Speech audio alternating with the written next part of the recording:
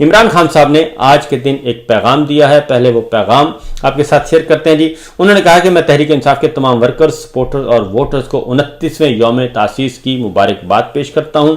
29 سال پہلے ہم نے انصاف، انسانیت اور خودداری کے بنیادی اصولوں کے تحت پاکستان تحریک انصاف کی بنیاد رکھی تھی اور آج تک ہم اپنے اس منشور پر قائم ہیں۔ تحریک انصاف وہ واحد جماعت ہے جو نہ صرف آئینی اصولوں، عدلیہ کی آزادی اور اداروں کی خود مختاری کی علمبردار ہے، بلکہ الیکشن کمیشن، نیب، پولیس سمیت تمام ریاستی اداروں کو کسی بھی قسم کے اثر و رسوخ سے پاک دیکھنا چاہتی ہے۔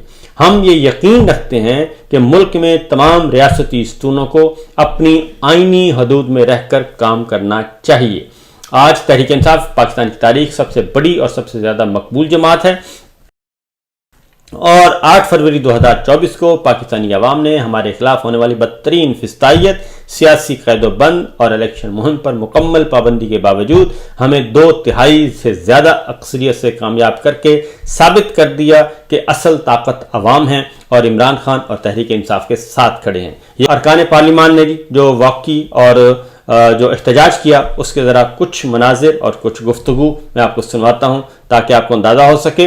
اور پی ٹی آئی کے اراکین پارلیمنٹ نے اسلام آباد سے ہائی کورٹ تک ریلی نکالی اور عمران خان صاحب کے حق میں نعرے بلند کیے اور عمران خان صاحب کی رہائی کے لیے جو ہے وہ مطالبات اپنے دہرائے۔